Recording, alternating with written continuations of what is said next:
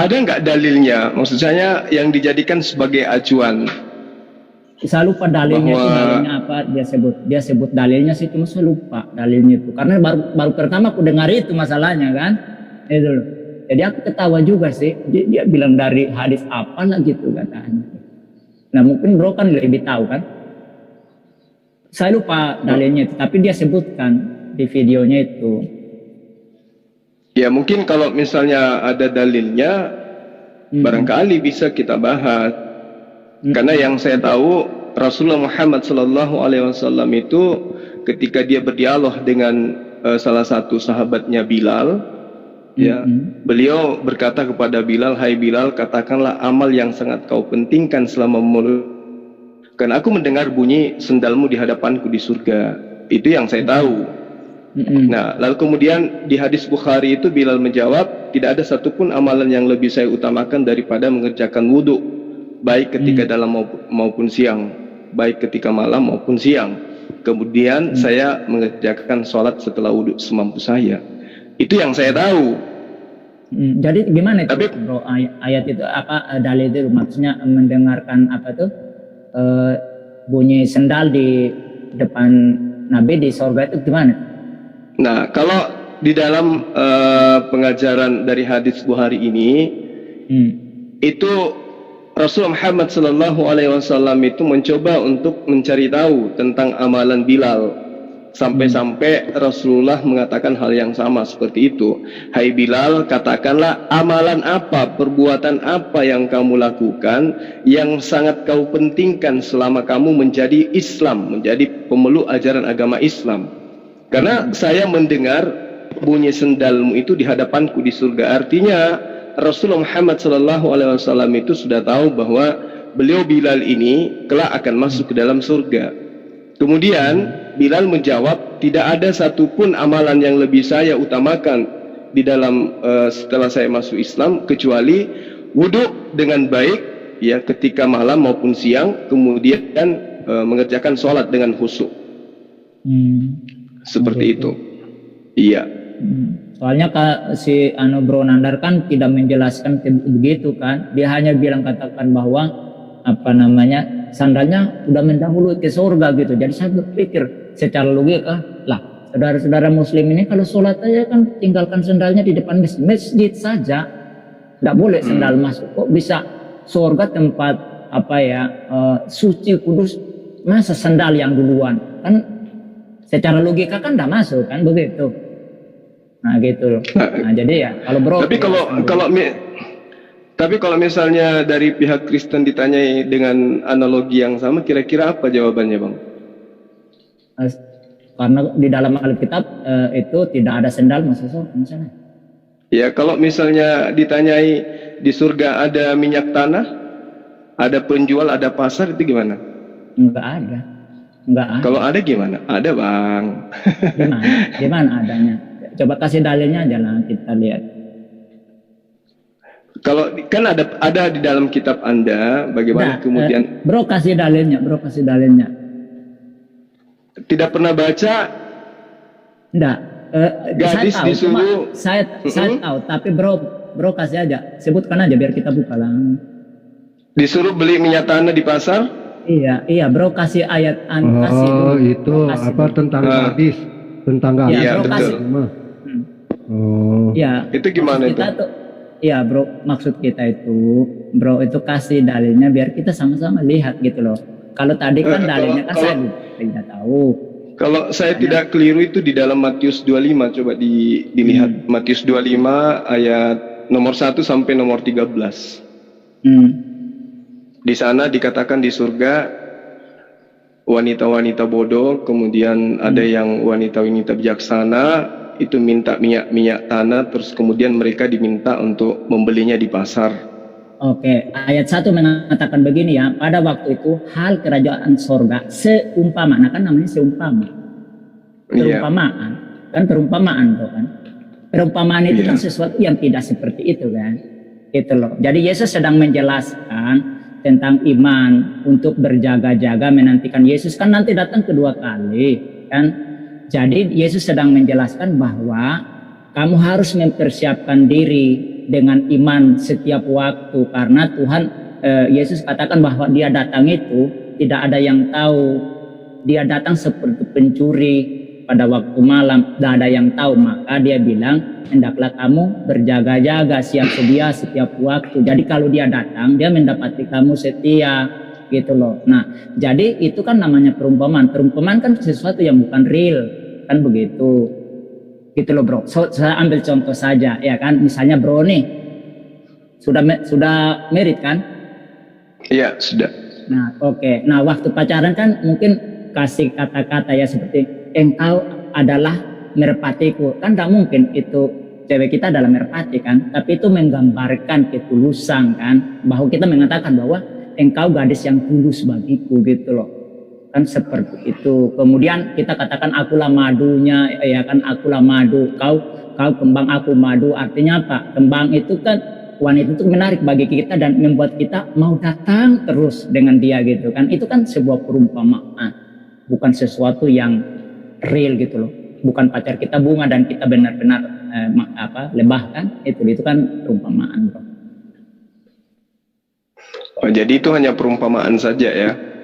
Iya, ya seperti bro tadi kan jelaskan tentang trompa tadi kan, ya seperti itulah kan, bro jelaskan seperti itu, oke kita terima kan, karena memang itu pemahamannya kan begitu. Baik. Halo Bang. Halo. Ikut dong. Ya silakan. Kita di sini diskusi bebas bro, siapa boleh. Oke. Enggak, oke. Saya pengen tahu penjelasannya tentang Matius 25 1 sampai 13 tentang gadis bodoh dan gadis betina ya. Gadis bijaksana. Nah, coba bentar. Feedback ya? Halo. Ya, halo. Feedback gak? Enggak tuh, bagus ya. Oh, enggak ya. Oke. Ya. Bro siapa nih tadi? Bro siapa tadi? Iwan. Ya. Oh, Iwan. Bro Iwan Muslim ya? Sepertinya sih Muslim, teman Bang Juma nih. Kok ragu dengan ini Muslimnya? Jangan gitu dong, bro semua malu lah kalau bilang gitu. Iya. Ya, muslim aja, ngaku aja muslim. Kalau non muslim ngaku non muslim gitu. Betul. Muslim Bang, muslim. Kenapa? Cuma saya pengen tahu aja. Tadi ada penjelasan tentang Matius 25 1 sampai 13 ya. Itu kan perumpamaan tentang hal surga gitu. Nah, diperumpamakan bahwa hal surga itu ada gadis-gadis bijaksana dan ada gadis-gadis bodoh gitu ya. Nah, sebetulnya tuh perumpamaan apa sih, konteks yang sebenarnya gitu. Nah, nanti kita bisa sharing nih. Nah, kita bisa sharing nih pemahaman Anda di Kristen itu seperti apa. Nah, nanti pemahaman kami di Muslim itu seperti apa nih gitu. Nanti konteksnya Yesus ini sebetulnya Muslim atau Kristen gitu. Ayo kita bahas. Ya, di sini kan konteksnya kan berbicara tentang gadis yang bijaksana dan gadis yang bodoh. Dan bagaimanapun fenomena dua sisi ini pasti ada dalam kehidupan manusia. Ada yang bijaksana, ada yang bodoh, kan begitu. Kalau ada yang bodoh pasti ada yang bijaksana, kan begitu, ada lawannya kan. Nah, makanya di sini kan dijelaskan. Jadi Yesus ini kan ingin menyampaikan tentang soal kerajaan surga ini, siapa yang nanti bisa masuk ke sana. Nah, lalu Yesus itu mengambil ada 10 gadis, di mana ada 5 yang bodoh, ada yang bijaksana. Nah, di situ kan dikatakan yang bijaksana itu karena Yesus sebelumnya mengatakan bahwa dia datang itu seperti pencuri, tidak ada yang tahu, maka orang harus selalu siap.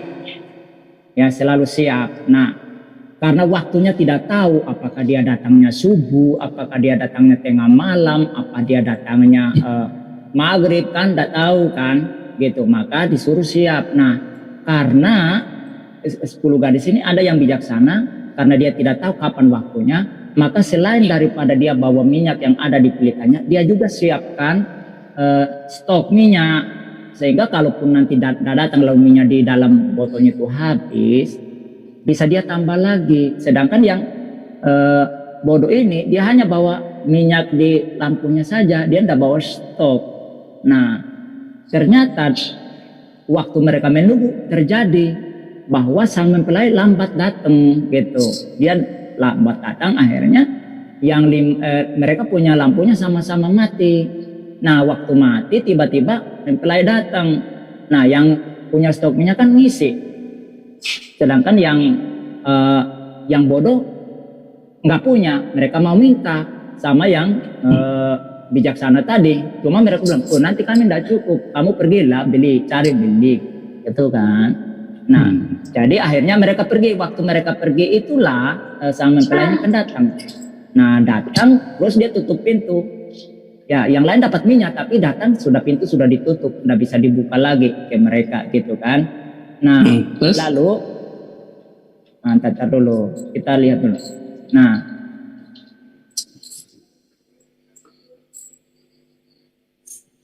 ketika mereka kan suruh minta untuk pintu dibuka, mempelai tidak buka, ya tidak buka.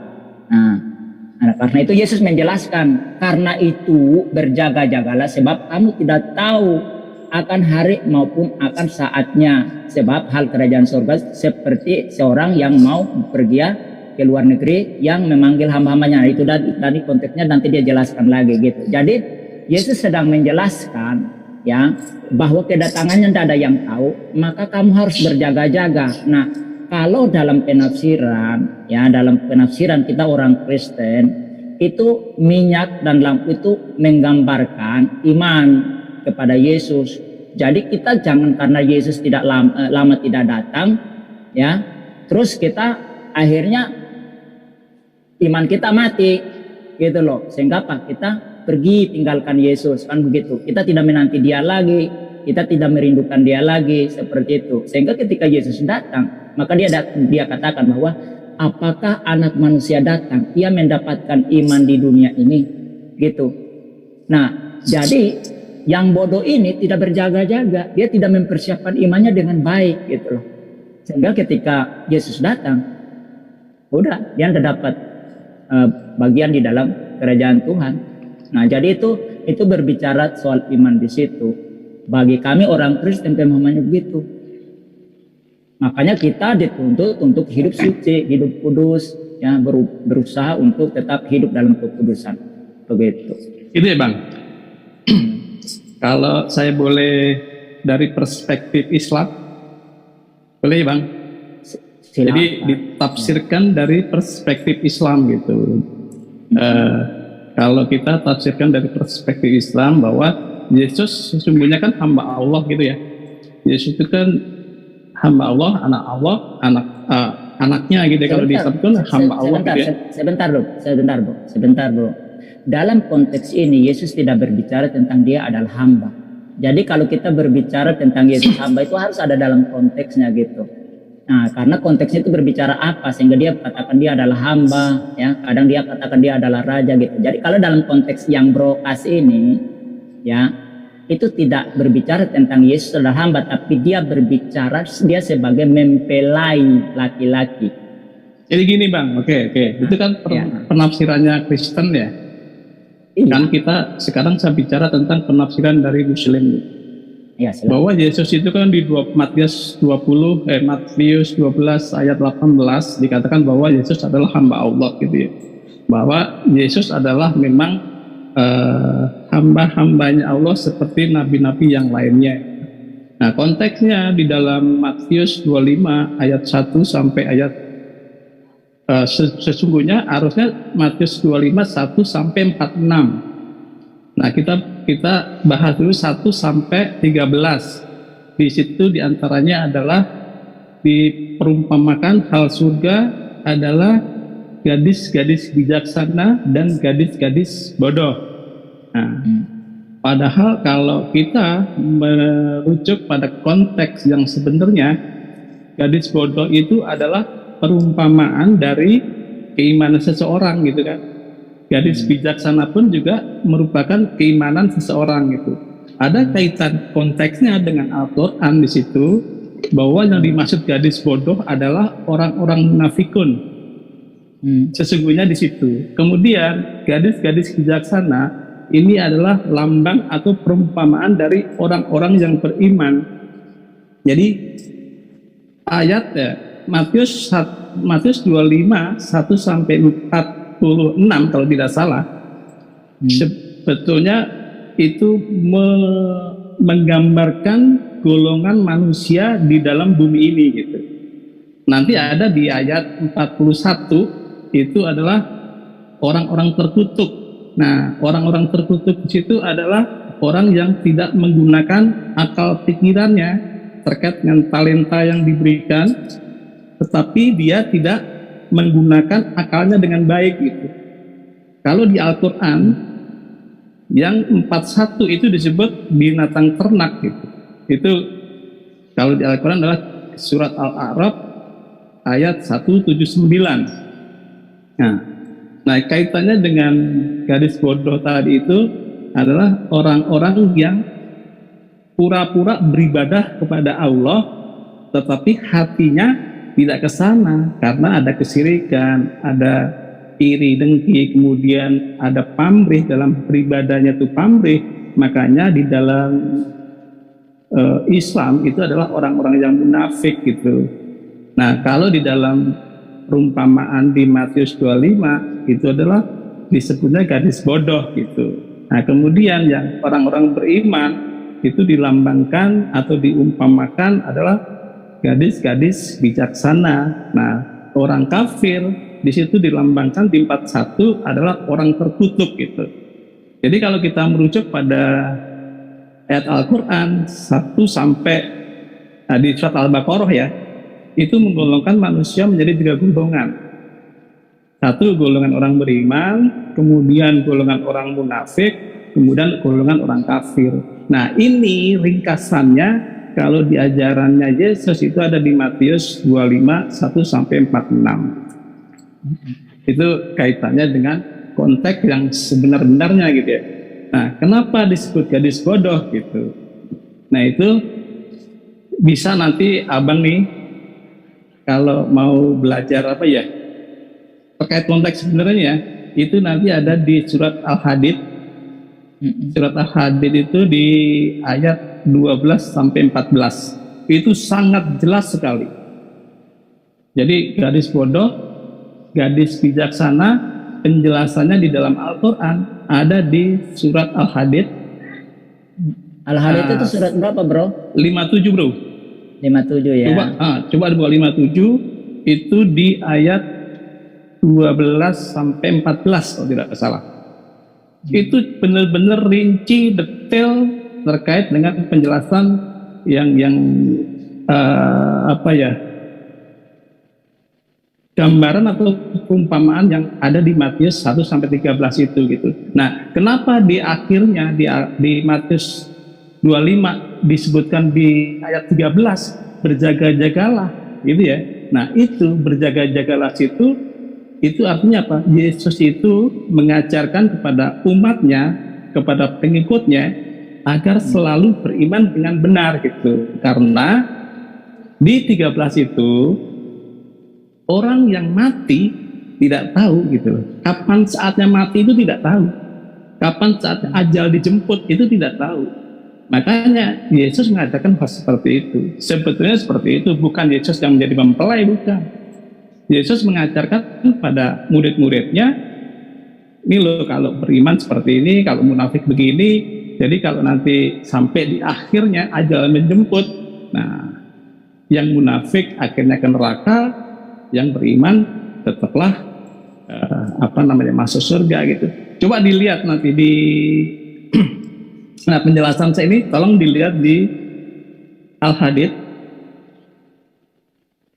Coba bang, buka bang, kalau bisa bang. Bro. Al-Hadid apa bro Kodet? Bisa di share screen. Enggak ada alpiang enggak. Nggak ada, gue nggak ada itu apa ada ya? Al-Quran. Si Juma itu, mungkin Juma kan pinter dia. Iya, Bro Juma bisa iya. Yang orang Islam lah, yang Muslim, saudara Muslim. Ada pakarnya di situ, bro. Kasih untuk beliau share screen.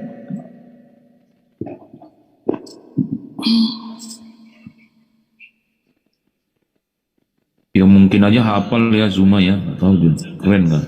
Atau Pak Iwan hafal nggak? Saya nggak hafal, cuma saya pernah baca itu, saya pernah baca di situ ya. Jadi saya menemukan bahwa Matius 25 itu 1 sampai 13 penjelasannya ada di tadi itu Al-Hadith. Iya. Zuma itu kan Ustadz Pak Iwan. Ya. Ustadz mungkin gitu ya? hafal. Begini, boleh. Pak Iwan. Begini ya, hubungan tentang perumpamaan. Nih, aku udah dapat nih aku nih. Ya, ya. Sebentar. Hubungan tentang perumpamaan yang tadi, kalau Pak Iwan korelasikan dengan keimanannya, itu tadi saya pikir sih kagak ini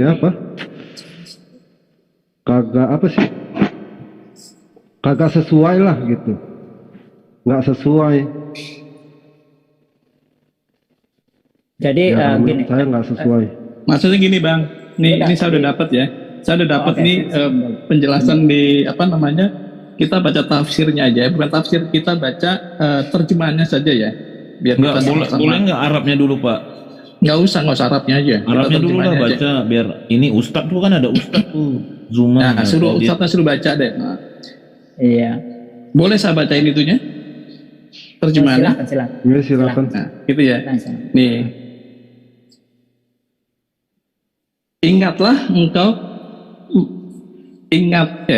Ingatlah ketika engkau melihat pada hari kiamat orang-orang beriman, baik laki-laki maupun perempuan, cahaya iman dan amal soleh mereka bergerak cepat di hadapan mereka dan di sebelah kanan mereka sesama mereka berjalan, serta dikatakan pada mereka, berita yang menggembirakan kamu pada hari ini, kamu akan beroleh surga yang mengalir di bawahnya beberapa sungai, kekal kamu di dalamnya, yang demikian itu adalah kemenangan yang besar. Nah, ini masuk ke yang ayat 13-nya, garis-garis bodoh nih. Ingatlah sesama orang-orang munafik. Nah, ini garis-garis bodoh di sini diibaratkan sesama orang munafik, laki-laki dan perempuan yang sedang meraba-raba dalam gelap gulita pada hari kiamat. Berkata kepada mereka orang-orang beriman. Nah, di situ kan dikatakan orang-orang gadis-gadis bodoh kan minta minyak kepada orang beriman ya. Nah, di sini, tunggulah kami, biarlah kami mengambil sedikit dari cahaya kamu. Nih, orang-orang gadis bodoh ini minta cahaya sedikit kepada orang-orang beriman. Nah, lalu dikatakan kepada mereka secara mengajak-ajak, baiklah kamu ke belakang, kemudian carilah cahaya di sana. Nah, itu kalau yang tadi di perumpamaan itu, carilah kamu minyak sana ke tukang minyak, kan gitu ya. Nah, kalau di sini carilah cahaya di sana gitu. Serta diadakanlah di antara mereka yang beriman dan yang munafik itu sebuah tembok yang mempunyai pintu. Nah, di situ kan juga dibatasin pintu kan, akhirnya orang-orang munafik tidak bisa masuk ke dalam jamuan perkawinan gitu di situ kalau salah ya. Nah, orang-orang itu dibatasi oleh tembok gitu, oleh dinding gitu. Di sebelah dalamnya mengandung rahmat surga yang nikmat, dan di sebelah luarnya terdapat azab neraka gitu. Jadi antara gadis bodoh dan gadis bijaksana ada sekat, ada pemisah. Nah, disitulah pemisah itu membatasi mereka yang bijaksana masuk surga, yang gadis bodoh adalah masuk neraka gitu. Terus kemudian di ayat 14-nya nih, ini ada kaitannya, pokoknya 1 sampai 13 penjelasannya ada di sini. Sama persis. Pak Iwan sebentar, tadi kata Zuma ada pasar. Betul. Mungkin di ayat Bapak itu ada pasar nggak di situ? Itu sebetulnya cuma pemahamannya yang terkait dengan minyak itu dikaitkan dengan pasar. Betulnya nggak ada ke situ kan gitu. Ya, saya nanya apakah di ayat yang Bapak disebutkan tadi ada pasar gitu. Dia berpikir ada pasar gitu. Kalau di Matius kan cuma suruh nyari minyak ke belakang kan, suruh beli aja kan gitu ya. Nah, suruh beli minyak itu kemana aja terserah gitu. Padahal minyak itu adalah pelita cahaya sebetulnya itu. Carilah cahaya yang kamu tidak punya gitu. Itu kiasan. Jadi 1 sampai 13 di Matius 25 itu adalah kiasan, adalah perumpamaan. Tidak bisa kita terjemahkan atau kita pahami secara harfiah gitu. Nah, seandainya Bapak-bapak ini paham betul 1 sampai 13 terkait dengan ayat hadits 12 sampai 14 ini, saya yakin nih teman-teman akan berpikir ulang nih gitu. Oke, saya tanggapi ya. Jadi gini bro, itu perspektif bro tentang ingin menjelaskan tentang al-hadis ya. Apa itu? Hadits, itu hal, bang. ya al-hadis ya. Iya al-hadis kan. Iya. Nah, itu hak bro. Boleh, tapi ini Alkitab kami ya. Kalau minyak itu punya simbol itu Cahaya bang? enggak. Kalau di sini bukan cahaya, minyak. Apa tuh? Iya, maksudnya Kalau di dalam itu kan perumpamaan. Iya. Justru perumpamaannya berbeda sekali, Mas Iwan. Justru itu. Justru karena itu harus hati-hati nih. Jadi kalau berbicara di sini kan ada minyak, ada lampu. Nah ini kan kata-kata kias semua. Jadi kita tidak bisa langsung mengatakan begitu ya, karena minyak ini dalam Alkitab itu simbolnya banyak, bisa tentang iman, bisa tentang Roh Kudus gitu. Lihat konteksnya di mana dia sedang berbicara dan pakai itu sebagai simbol gitu. Jadi kalau di sini simbolnya itu tentang iman, minyak benar, itu tentang betul. iman. Benar gini bang. Oke, saya setuju. Jadi simbolnya adalah iman. Jadi di sini bukan lampu lain lagi. Lampu itu berbicara tentang terang, beda lagi simbolnya. Jadi kita tidak bisa langsung menyamakan antara minyak dengan lampu, tidak bisa. Bukan lampu, cahaya. Sorry bang, bukan lampu, cahaya bang. Dibedakan bang, bukan lampu, cahaya. Iya, cahaya, lampu itu kan beda, jangan sebut cahaya lampu. Kan.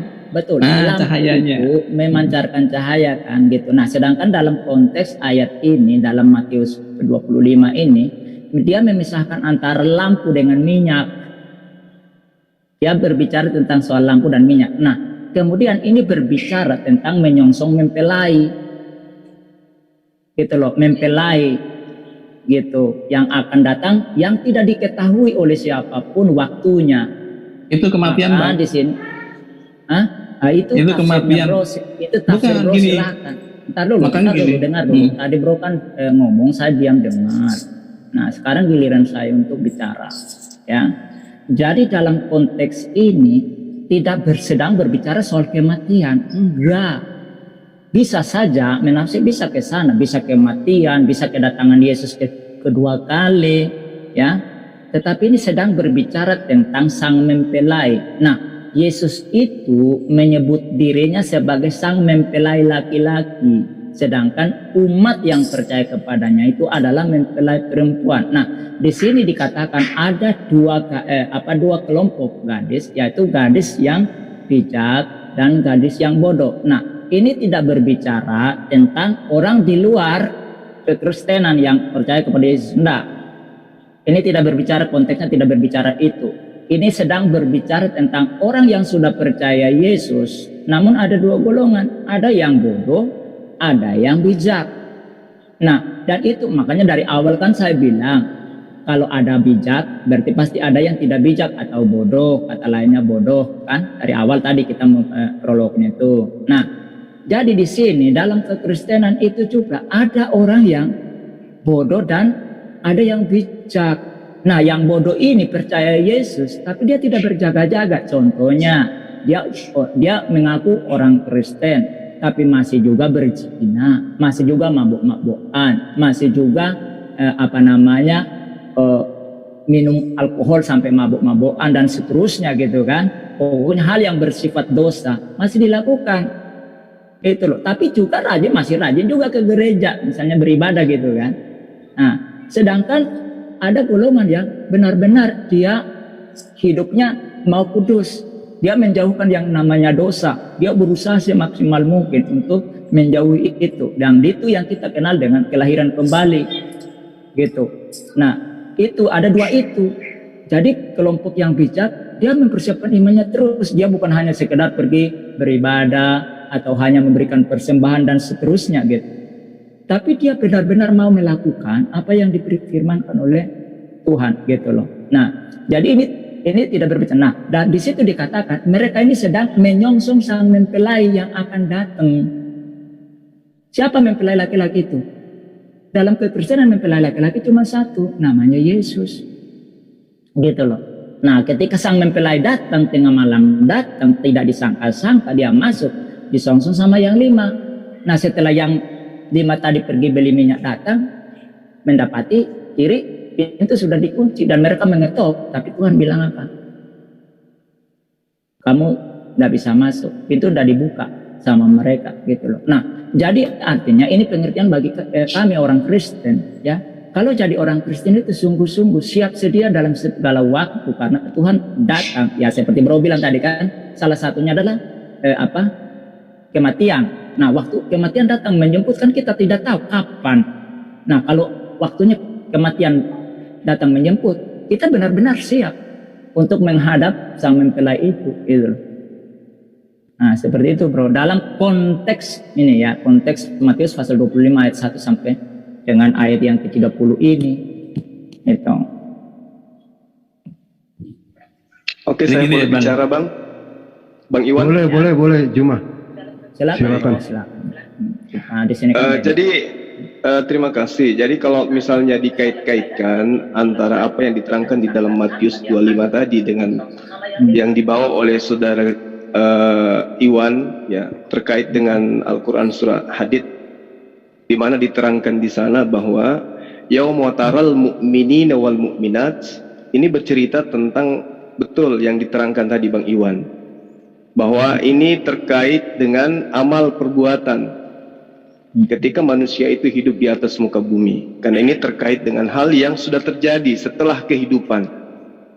Nah, kalau kemudian cerita yang abang tadi ya, Bang Sniper tadi jelaskan tentang apa yang kemudian mempelai wanita, mempelai laki-laki, mempelai laki-lakinya adalah Yesus dan kemudian mempelai wanitanya adalah teman-teman Kristen. Kalau di Islam kan jelas tuh, di Islam itu jelas bahwa atiullah wa atiur rasul itu adalah kaidah yang sangat jelas, taat kepada Allah, taat kepada Rasul. Nah, yang dianggap sebagai orang yang beriman dan bertakwa adalah yang taat kepada Allah, taat kepada perintah, kaidah-kaidah, ajarannya, firmannya. Nah, apakah ini juga berlaku kepada teman-teman Kristen? Disebut sebagai wanita yang cerdas, yang menyongsong mempelai laki-lakinya adalah teman-teman Kristen yang mengikuti ajaran Yesus. Ataukah mereka yang hanya mengaku di mulut, mengaku sebagai pengikut Yesus, tapi pada dasarnya dalam kehidupan keagamaannya tidak mencerminkan sedikit pun ajaran Yesus yang mereka lakukan? Itu gimana tuh Bang? Ataukah mungkin yang bodoh ini adalah mereka yang bermujizat, bernubuat, mengusir setan atas nama Yesus, tapi dalam agamanya sedikit pun tidak melakukan sebuah prosesi keagamaan yang berlandaskan terhadap ajaran Allah atau ajaran Bapa yang disebut oleh Yesus? Itu gimana Bang? Karena di situ dikatakan 5 bodoh, 5 cerdas. Yang bodoh ini yang mana, yang cerdas ini yang mana? Silakan. Iya, boleh saya menanggapi gimana Pak? Oh, silakan. Iya, silakan. Iya, setuju sih sama prinsipnya Bang Zuma, cuma ada perbedaan mencetok di sini ya. Memang benar sih si Bang Zuma ini bilang memang ini ada yang tadi istilahnya itu memang harus mengikut berbuat sesuai dengan ajaran gitu loh. Tapi ada satu prinsip perbedaan yang antara Yesus dengan para pengikutnya dan orang di luar Yesus gitu loh, yaitu penyatuan Yesus dengan para pengikutnya yang digambarkan oleh Bang Sniper tadi, yaitu perkawinan. Ini penggambaran perkawinan itu karena Yesusnya nanti akan bertanggung jawab dan terikat penuh terhadap jemaatnya, maka seperti orang yang menikah, dan itu penggambaran itu tidak ada di luar Yesus gitu. Sedangkan untuk melakukan sesuai dengan ajarannya ya sepakatlah. Cuma kita untuk Yesus ini ada satu tingkat yang lebih tinggi yang menurut saya berbedanya mencolok, yaitu penyatuan Yesus dengan jemaatnya dengan gambaran pernikahan ini yang digambarkan oleh Bang Sniper ini. Mungkin Bang Sniper mau menjelaskan masalah pernikahan lebih dalam, ya silakan Bang. Iya, jadi itu makanya Yesus memakai analogi pernikahan. Makanya pernikahan Kristen itu menggambarkan kesatuan antara umatnya dengan Yesusnya. Jadi pernikahan itu dalam kekristenan itu punya makna beberapa. Ya, satu, itu menggambarkan hubungan keintiman antara Sang Pencipta dengan ciptanya, yaitu ciptanya yang paling mulia, yaitu manusia. Pada waktu itu kan Adam dan Hawa, lalu nanti keturunannya. Itu gambaran pertama. Yang kedua, itu menggambarkan antara Israel, umat pilihannya, dengan Yahweh Elohim. Gambaran yang ketiga adalah hubungan suami istri secara biologis, ya, secara letterlek, ya. Nah, dan gambaran yang ketiga adalah hubungan antara Kristus dengan jemaatnya, gitu. Makanya pernikahan Kristen itu tidak boleh bercerai, karena itu menggambarkan hubungan antara Sang Pencipta dengan dirinya dan Kristus dengan jemaatnya. Itulah sebabnya kalau ada gadis lain atau perempuan lain, itu kalau dalam perjanjian lama, itu Yahweh Elohim mengatakan bahwa itu perzinahan secara rohani, dan dia katakan bahwa dia adalah pencemburu. Dia tidak mau ada sesembahan lain selain dirinya. Maka pernikahan dalam kekristenan itu menggambarkan relasi itu begitu dalam. Nah, jadi makanya kita dalam kekristenan itu tidak boleh, kecuali setelah meninggal. Boleh Anda menikah lagi, itu boleh. Tapi selagi masih hidup, maka Yesus katakan bahwa engkau membuat istrimu yang menikah dengan orang lain itu berzina, engkau pun menikah dengan wanita lain, kamu berzina seumur hidup. Nah, dan Yesus katakan seorang pezina tidak boleh masuk di dalam kerajaannya. Itu, jadi itu gambaran pernikahan loh ya. Nah, seperti itu. Jadi kita memang tidak sedang berbicara soal pernikahan, tapi ada sangkutannya ke sana. Nah, dalam kita konteksnya di sini begitu, menggambarkan di sini kan dikatakan mempelai laki-laki ketika datang, mereka yang pergi. Betul, saya setuju dengan Bro Zuma tadi bahwa di dalam keagamaan ini kan orang kan ada yang cuma mengaku dengan mulutnya, tapi dalam kelakuan prakteknya kan tidak melakukan. Misalnya Yesus bilang jangan berzina, tapi ada orang Kristen juga berzina gitu loh. Bahkan sampai ke tokoh-tokoh agama juga ada yang berzina. Kita tidak bisa ibaratnya menyangkal itu, karena itu kan kelakuan oknum-oknum yang melanggar. Maka ketika teman-teman muslim misalnya bertanya, itu ada pendeta yang berzina, oh iya, mereka melanggar perintah Yesus, perintah Tuhan di dalam Alkitab. Jadi itu individual yang melanggar perintah, kita tidak setuju gitu.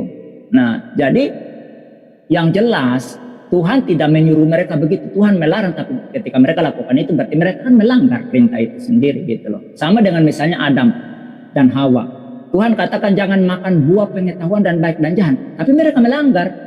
Makanya mereka berdosa gitu. Makanya di dalam Alkitab itu namanya dosa itu adalah pelanggaran terhadap hukum atau firman-Nya Tuhan. Jadi ketika kamu langgar satu perintah, ya sama aja kamu melanggar semua. Itu loh. Nah, makanya Yesus kan bilang kan, alangkah susahnya orang masuk surga. Yesus pakai analogi-analogi lain.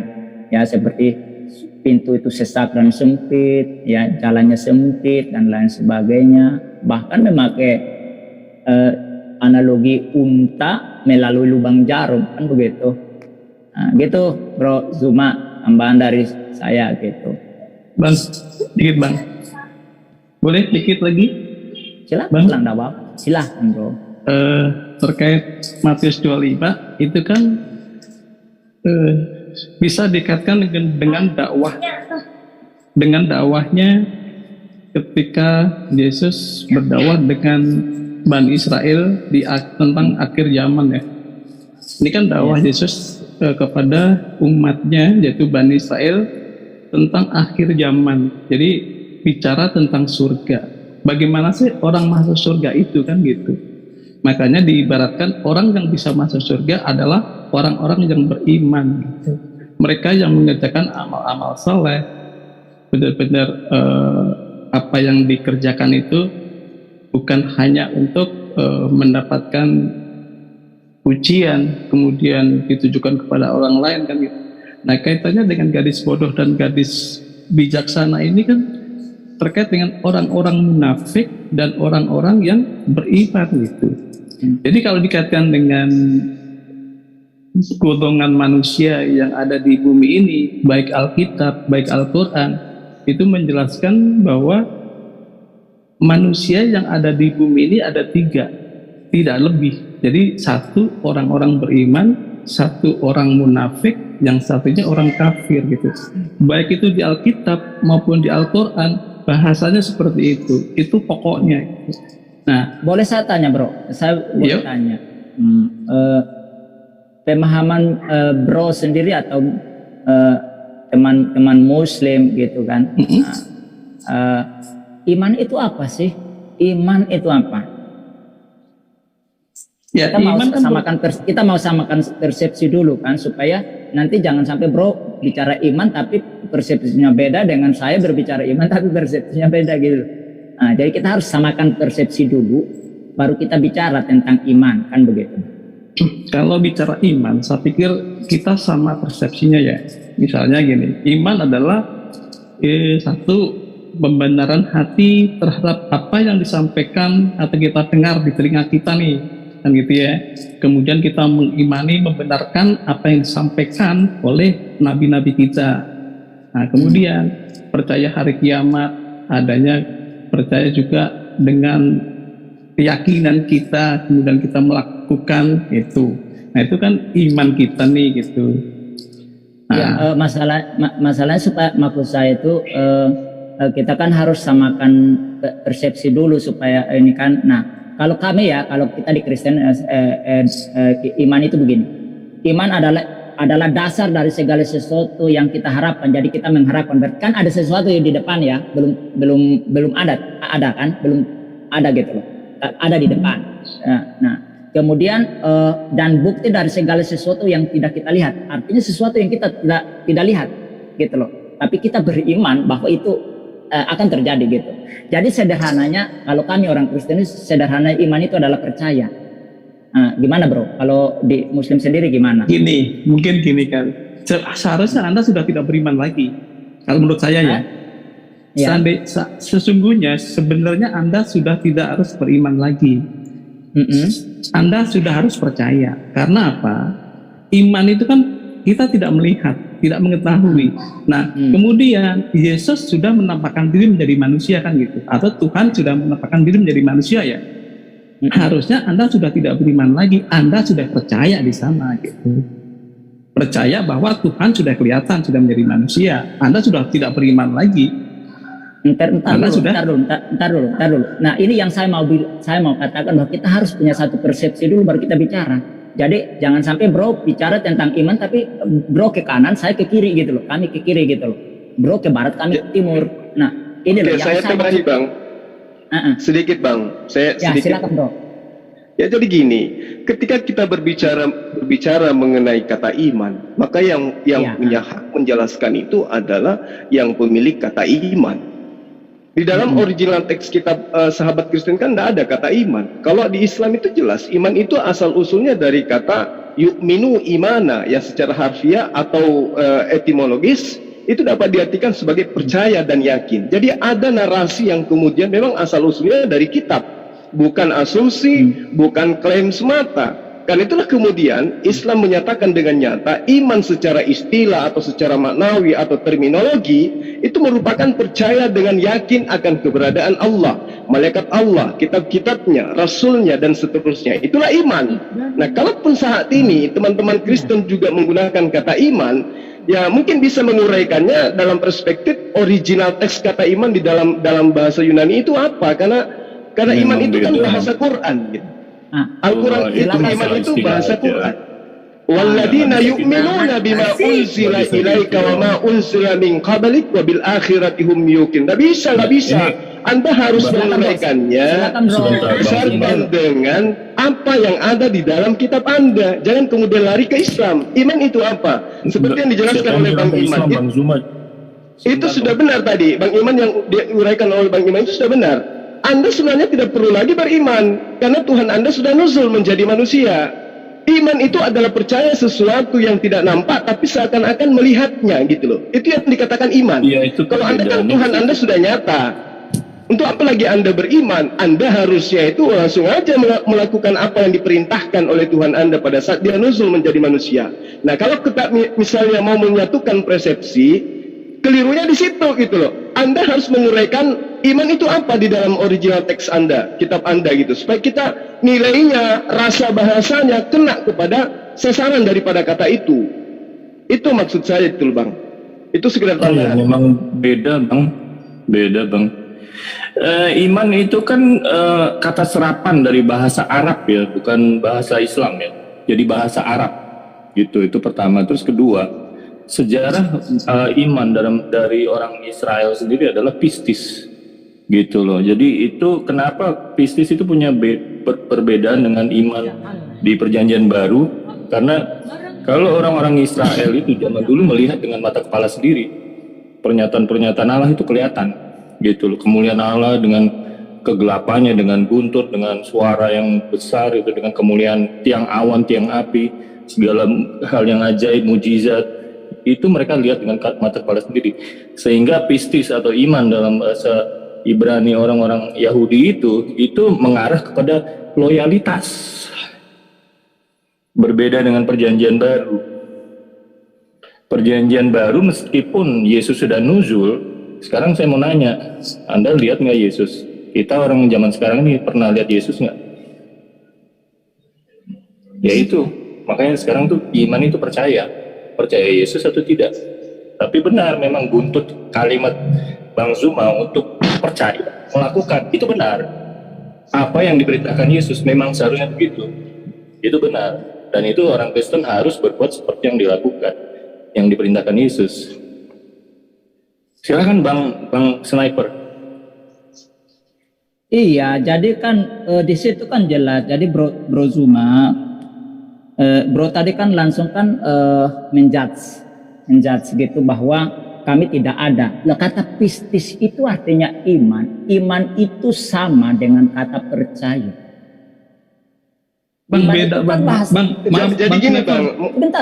Sebentar. Percaya dan beriman itu beda dong, Bang. Beda, makanya saya bilang gini, kalau Anda percaya Jokowi, beda dengan Anda beriman kepada Jokowi, beda tuh. Jadi Anda jangan samakan, ya. Itulah hebatnya Al-Quran. Karena Al-Quran itu tidak pernah niru-niru. Iman itu tadi kan, ntar Bro Suma. Iya, silakan. Tadi kan Bro Kim tadi kan bilang, iman itu kan serapan dari bahasa Arab. Nah sekarang kalau saya mau tanya, iman dalam bahasa Indonesia itu apa? Meyakini Bang. Yakin. Nah kalau yakin karena kita tidak melihat sesuatu, tapi kita yakin. Tapi ketika sesuatu itu sudah muncul, kita jadi percaya, ilmunya sudah kelihatan. Kita percaya, bukan yakin lagi gitu. Kalau sudah kelihatan, makanya Yesus kan sudah muncul nih. Apa bedanya yakin dengan percaya? Nah itu dia, yakin itu sesuatu yang belum kita lihat, tidak nampak. Makanya kita meyakini sesuatu yang tidak ada, sesuatu yang gaib. Nah sekarang saya tanya. Tetapi ketika yang gaib itu sudah muncul, sebentar dikit Bang. Sesuatu itu yang gaib itu sudah kelihatan, nah baru kita meningkat kepada percaya. Contohnya gini, ketika saya, sebentar dikit lagi. Ketika saya punya uang di dalam kantong, Anda saya tanya, apa isi di kantongku itu? Ada uang atau tidak? Pasti Anda yakin ada uangnya. Anda nggak percaya kan gitu kan? Bukan percaya yang harus Anda katakan gitu. Nah, ketika uang yang di kantong itu saya keluarkan, baru Anda, baru percaya bahwa yang ada di kantong saya adalah uang. Karena sudah nujul ini, sudah keluar ini, makanya tahapan Anda bukan beriman lagi. Anda sudah percaya. Baik, saya sekarang tanya Bro percaya Allah Subhanahu wa Ta'ala itu ada enggak?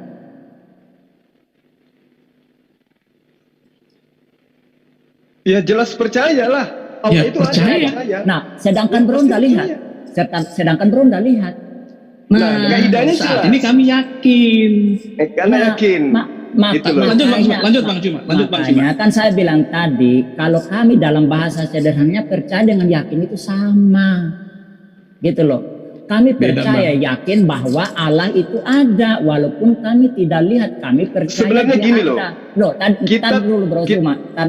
Ya, silakan. Ganti-gantian. Tadi kan Bro Iwan tadi bilang kalau sesuatu yang kita lihat baru kita percaya, betul kan?